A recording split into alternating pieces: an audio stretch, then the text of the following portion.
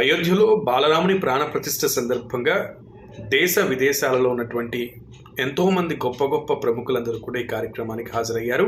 ప్రధానమంత్రి నరేంద్ర మోదీ గారు బాలరాముని ప్రతిష్టాపన కార్యక్రమంలో స్వయంగా పాల్గొని మొదటి హారతి ఇవ్వడం కూడా జరిగింది. అయితే ఈ మొత్తం విషయంలో పవన్ కళ్యాణ్, అక్కడ జనసేన అధ్యక్షులు పవన్ కళ్యాణ్ పాల్గొనడం జరిగింది. ఆయన ఎక్స్లో ఒక పోస్ట్ చేశారు. అదేంటంటే అక్కడ అయోధ్యలో ఒక సెల్ఫీ పిక్ తీసుకుని ఆ పిక్ని పోస్ట్ చేస్తూ ట్యాగ్ చేయడం ఏంటంటే, బాలరాముని ప్రాణప్రతిష్ఠ కార్యక్రమం చూస్తుంటే తన కళ్ళలో ఆనంద బాష్పాలు తిరిగాయంటూ కూడా పవన్ కళ్యాణ్ ఎక్స్లో పోస్ట్ చేశారు.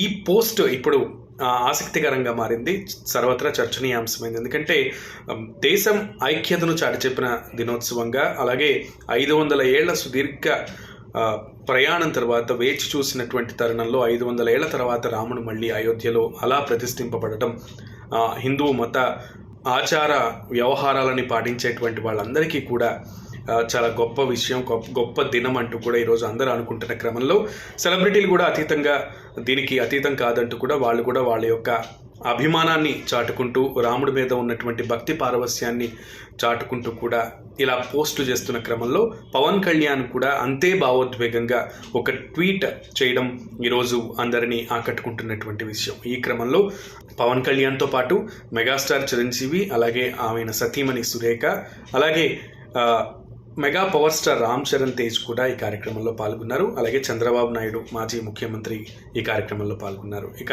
బిజినెస్ మ్యాన్స్గా ఉన్నటువంటి అంబానీ ఫ్యామిలీ, అలాగే అదానీ ఫ్యామిలీ, అలాగే టాటా ఫ్యామిలీ, బిర్లా ఫ్యామిలీ, ఇలా అందరూ పెద్ద పెద్ద వాళ్ళందరూ కూడా పాల్గొన్నారు.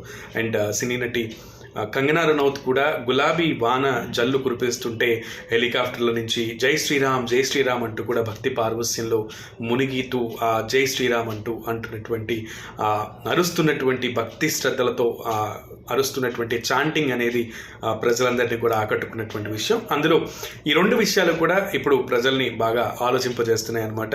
సో సెలబ్రిటీలు కూడా జై శ్రీరామ్ అంటూ నినాదించడం ఒకటి, అండ్ ప్రాణప్రతిష్ఠ సందర్భంగా అక్కడ పాల్గొంటున్న క్రమంలో కళ్ళలో నుంచి ఆనంద బాష్పాలు వస్తున్నాయంటూ కూడా పవన్ కళ్యాణ్ చేసినటువంటి ఈ వ్యాఖ్య ఇప్పుడు అందరినీ ఆలోచింపజేస్తుంది.